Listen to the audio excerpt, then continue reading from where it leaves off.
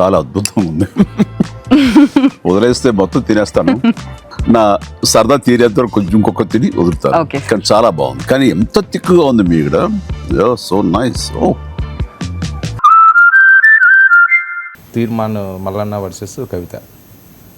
మల్లన్న ఆఫీసుపై జాగృతి కార్యకర్తలు దాడి. అయితే బీఆర్ఎస్ వైపు నుంచి కనిపించని స్పందన, దీన్ని ఏ రకంగా చూడాలి? కేసీఆర్ గారి గారాల పట్టికి ఈ రకంగా జరిగింది అని చెప్పి చాలామంది గొంతు విప్పుతుంటే బీఆర్ఎస్ దీన్ని మీద వ్యతిరేకంగా కానీ లేకపోతే దీన్ని ఓన్ చేసుకునే పరిస్థితి లేకపోవడానికి కారణం అంటే బీఆర్ఎస్ మరి నిన్న కూడా నేను మీడియాలో చూశాను, ఎక్కడెక్కడో ఉండి ఫారెన్లో ఉన్న ట్విట్టర్ పైన స్పందించే కేటీఆర్ స్పందించలేదండి.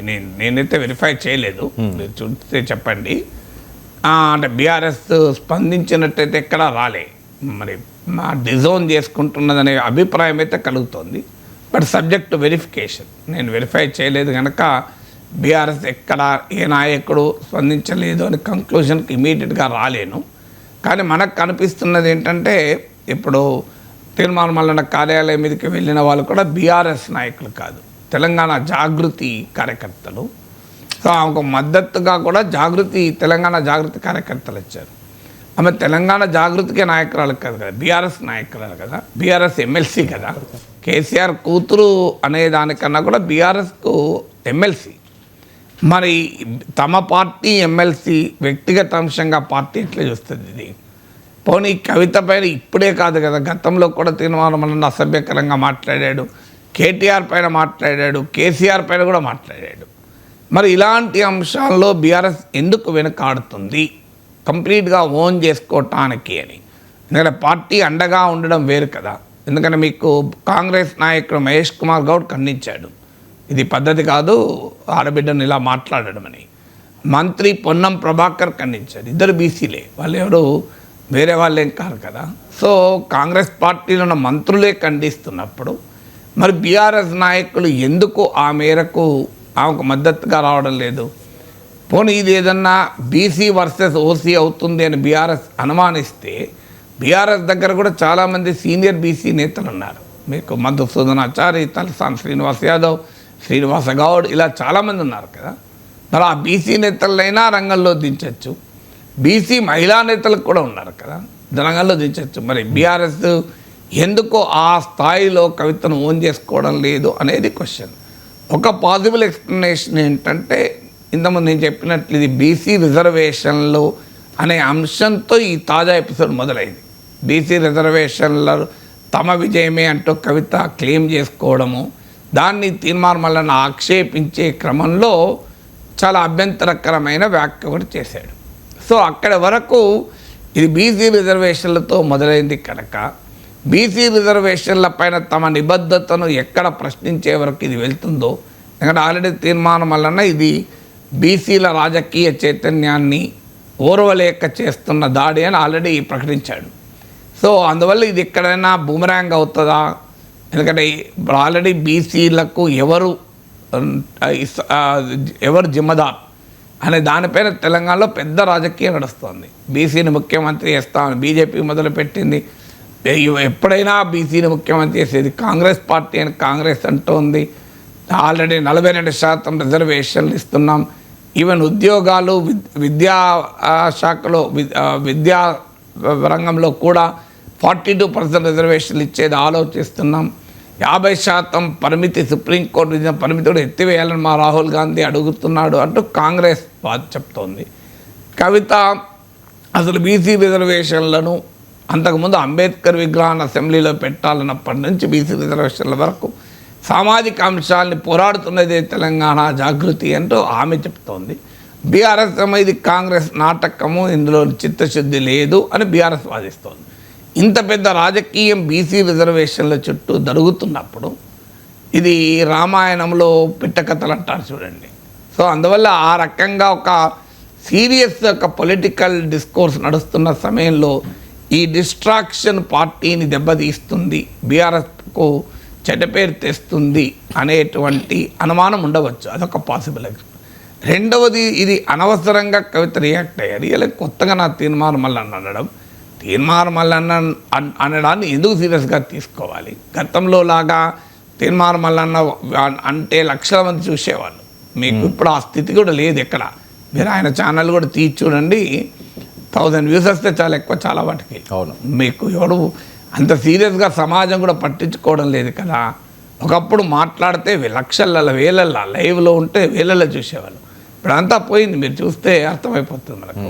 ఈవెన్ ఈ కవిత ఎపిసోడ్ వీడియోలు కూడా చూడండి, నేను పెట్టిన వీడియోకి 1,00,000 వ్యూస్ వచ్చాయి. సో నేను ఫస్ట్ రియాక్ట్ అయిన వీడియోకి 1,00,000 వచ్చాయి, తర్వాత రియాక్ట్ అయిన వీడియోకి కూడా మీ దాంట్లో కూడా ఇప్పుడు 1,00,000 పైన వచ్చాయి. సో అందువల్ల మనకు నేను పెట్టిన వీడియోలకు లక్షల వ్యూస్ వచ్చినాయి, కానీ ఒరిజినల్ తీర్మానం ఛానళ్ళకి వెళ్ళి చూడండి పెద్ద వ్యూస్ లేవు. అందువల్ల ఎందుకు రియాక్ట్ కావాలి దీనిపైన? అనవసరంగా కాంగ్రెస్ నుంచి బయటకు వచ్చాక తీర్మానం వలన ఏదో ఆయన పైన ఆయన చేసుకుంటున్నాడు. ఆయన ఏం ప్రధాన పార్టీలో లేనప్పుడు ఆయనతో ఎందుకు ఘర్షణ? ఇప్పుడు కాంగ్రెస్లోనో బీజేపీలోనో తీర్మానం వలన ఉంటే ఆయనతో ఘర్షణ పెట్టుకుంటే ఉపయోగం ఉంటుంది, కానీ ఆయన ఏ ప్రధాన పార్టీలో లేనప్పుడు ఆయనతో ఘర్షణ పెట్టుకోవడం వల్ల ఆయనకు ప్రాధాన్యత పెంచడమే అవుతుంది కదా. దానివల్ల ఉపయోగం ఏంటి? సో ఆయన ప్రాధాన్యతను పెంచడానికి కవిత దాడికి ఉపయోగపడింది కదా అనేటువంటి భావన కూడా చాలామందిలో ఉంది. అది బీఆర్ఎస్లోనే కాదు, జనరల్ సర్కిల్స్లో కూడా ఉంది. ఎన్నిసార్లు ఆయన మాట్లాడేది కొత్త, మళ్ళీ రేపు మాట్లాడా. సో ఇప్పుడు లేని ప్రచారాన్ని కల్పించారు కదా అనే భావన కూడా చాలామందిలో ఉంది. సో అందువల్ల కవిత సింప్లీ ఇగ్నోర్. ఇట్లాంటి వాళ్ళు చాలామంది ఉంటారు, ఐ డోంట్ కేర్ అని చెప్పాల్సింది పోయి ఎందుకు దాడి చేశారు అనే అందులో దాడి దాకా పోయే వరకు దాడి అనే క్వశ్చన్ వస్తుంది, మాటలు పోయి దాడి మొదలుకు వచ్చింది కదా. సో ఇది అనవసరపు తంటా తెచ్చింది కదా కవిత. ఏంది ఇది? Just ignore. Larger political issues పైన పొలిటికల్ పార్టీస్తో ఫైట్ చేయాలి తప్ప ఇండివిజువల్స్తో ఫైట్ చేస్తే ఏమొస్తుంది?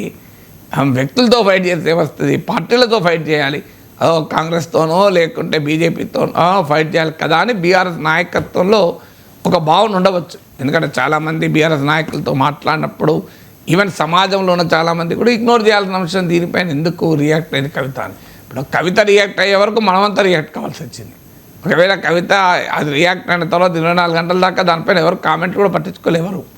కవిత దాడి చేసేదాకా తీర్మానం అలాంటి ఇట్లా అనడం కూడా ఎవరికి పెద్దగా తెలియదు. ఇప్పుడు కవిత ఆరోపణ కూడా అదే కదా, నా మీద అన్న తర్వాత 24 గంటల వరకు ప్రభుత్వం ఏమని లేదు, సమాజమే పట్టించుకోలేదు. ఇప్పుడు నేనే చూడలేదు, అది ఎవరు చూడలే. ఇప్పుడు తెలంగాణ జాగృతి కార్యకర్తలు వెళ్ళి తీర్మానంలో కార్యాలయంపై దాడి చేశాక తిరిగి వెతుక్కొని ఆ వీడియో చూడాల్సి వచ్చింది ఏమన్నారని. సో అప్పటిదాకా వీడియో నాలాంటోడే చూడలేదు. రోజు ప్రతి వార్తను క్షుణ్ణంగా ఫాలో అయ్యే నేనే చూడలే. సో తర్వాత ఏమన్నాడని చెప్పి వెనక్కి వెళ్ళి చూడాల్సి వచ్చింది. సో అందువల్ల అది దానికి అనవసర ప్రచారాన్ని కూడా కల్పించారు కదా. కొన్ని సందర్భాల్లో జస్ట్ ఇగ్నోరెన్స్, పట్టించుకో, వీటిని మన పని నేను చేసుకుంటే. ఎందుకంటే మన విస్తృత లక్ష్యానికి అడ్డంకిగా వచ్చే మన నేషనల్ హైవే మీద పోతున్నప్పుడు పక్కన చాలా దారులు కనబడతాయి, పిల్లదారులు. మన నేషనల్ హైవే మీదనే పోవాలి తప్ప పిల్లదారుల వెంట ప్రయాణం చేయకూడదు. పిల్లదారులు ఉన్న వాళ్ళు కవించినా, రెచ్చగొట్టినా, ప్రొవోకే చేసినా అనేది ఒక థీరీ ఉంది. ఇది మూడో థీరీ ఏంటంటే కవితకు బీఆర్ఎస్కు మధ్య డిస్టెన్స్ పెరిగింది.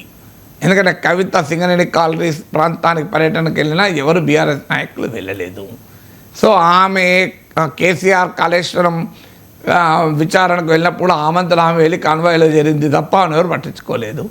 బీఆర్ఎస్ నాయకులు క్లియర్ డిస్టెన్స్ మెయింటైన్ చేస్తున్నారు. ఎందుకంటే ఆమె ఆల్రెడీ మిసైల్స్ ప్రయోగించింది, ఆమె ఎక్కడ అన్చార్టెడ్ ఏర్పడుతో తెలియదు. ఇప్పటికీ మా నాయకుడు కేసీఆర్ అంటోంది, కానీ దయ్యాలు ఇలాంటి మా ప్రస్తావన తీసుకొచ్చింది. సో అందువల్ల ఇప్పుడు ఆ స్ట్రాటజిక్ సైలెన్స్ అంటారు, వ్యూహాత్మక మౌనం బీఆర్ఎస్ నాయకులు కవిత విషయంలో పాటిస్తున్నారు. అది థర్డ్ ఫ్యాక్టర్గా ఉండవచ్చు. సార్ ఇందులో రాజకీయాలకు వచ్చేసరికల్లా ఇంకా తమ్ముడు ప్యాకెట్ అని చందంగా ఉండాల్సిన అవసరం ఉందా? అక్కడ కూతురు సోదరి కదా సార్ వాళ్ళిద్దరికి, కేసీఆర్ గారికి కేటీఆర్ గారికి. అసలు రాజకీయాలతో సంబంధం లేకుండా కూడా ఖండించాలి కదా. అవును. ఫస్ట్ పాయింట్ ఏంటంటే ఇష్యూ కాకముందు వేరు. అవును. ఇప్పుడు నేను కూడా ఆ వీడియో ఒకవేళ ముందే చూడలేదు, చూసినా నేను పట్టించుకున్నామని కాదు. అవును. ఇది రోజు ఇట్లా మాట్లాడుతున్నాడు, ఇప్పుడు దీని మీద మాట్లాడాలి, ప్రతిరోజు మనం ఇదే మనకు రోజు మాట్లాడుతుంటాడు, జస్ట్ ఇగ్నోర్. సో సమాజానికి తెలియదు ఎవరేంటి అనేది అని వదిలేయాలి. కానీ ఏమవుతుంది అంటే అంత వివాదం అయినాకైతే స్పందించాలి కదా. ఇప్పుడు అందులో పిసిసి అధ్యక్షుడు, మంత్రులు స్పందించిన తర్వాత మీడియాలో పతాక శీర్షికలు అయ్యాక, పత్రికల్లో పేజ్ 1లోకి వచ్చాక, టీవీల్లో హెడ్లైన్స్లోకి వచ్చాక నాలాంటి విశ్లేషకులు కూడా ఇష్టం ఉన్నా లేకపోయినా మాట్లాడాల్సి వచ్చింది కదా. అవును.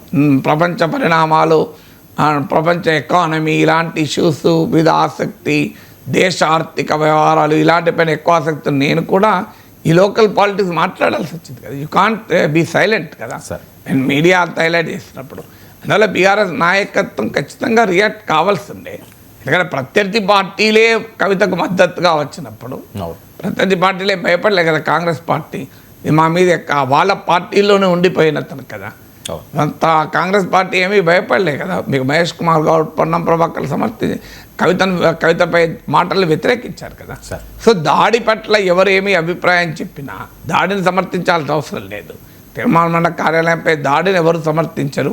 అది దాడే కాదని తెలంగాణ జాగృతి చెప్తుంది. మేము నిరసనకు వెళ్ళాము అని. అది పోలీసులు తేల్చాలి, నిరసన దాడా ఏ పర్సన్. కానీ ఫండమెంటల్ పాయింట్ నిరసన తెలపడానికి ఇందిరా పార్కులు ఉంటాయి కదా. నువ్వు ఒక కార్యాలయం దగ్గరికి వచ్చి నిరసన తెలపడం అంటేనే ఇది నాట్ అప్రోప్రియేట్ కదా. మీకు నిరసన తెలపడానికి పబ్లిక్ ప్లేసెస్ ఉంటాయి, ప్రైవేట్ ప్లేసెస్కి వెళ్ళి నిరసన కూడా తెలపకూడదు. అందువల్ల జాగృతి నిరసన / దాడి నేను ఏదో దాన్ని చెప్పడం లేదు. దాన్ని ఎవరమూ సమర్థించారు, నేను కూడా సమర్థించాను. కానీ బట్ దానికి కారణమైన ప్రాతిపదికైన మాటలైతే హారిబుల్ కదా. సో అది అశ్లీలమైనవి, అసభ్యకరమైనవి కదా. సో మహిళల్ని గౌరవించిన మన సాంప్రదాయం అని మహేష్ కుమార్ గౌడ్ కూడా అన్నాడు. ఈ మాట అనడానికి బీఆర్ఎస్ నాయకులకు ఇబ్బంది ఏముంటుంది? ఈ మేరకైనా కవిత పక్క పెట్టండి. ఎవరి విషయంలోనైనా మాట్లాడాలి కదా, ఎవరి విషయంలోనైనా మాట్లాడాలి కదా. కొండా సురేఖ కేటీఆర్ పైన ఆరోపణలు, భయంకరంగా ఆరోపణలు చేసినప్పుడు కోర్టు దాకా వెళ్ళి కేసులు కూడా పెట్టారు కదా. ఆమె బీసీ నాయకురాలని చెప్పి వదిలేయలేదు కదా. మళ్ళీ బీసీ యాంగిల్ వస్తుందేమో అని వదిలేయలేదు కదా. సో కేటీఆర్ ఇది నా క్యారెక్టర్ అసాసినేషన్ అని చెప్పి పొలిటికల్గా ఎదుర్కొన్నారు, లీగల్గా కూడా ఎదుర్కొన్నారు. బీసీ నాయకురాలు ఎందుకు పెట్టుకున్నాను వదిలేయలే కదా.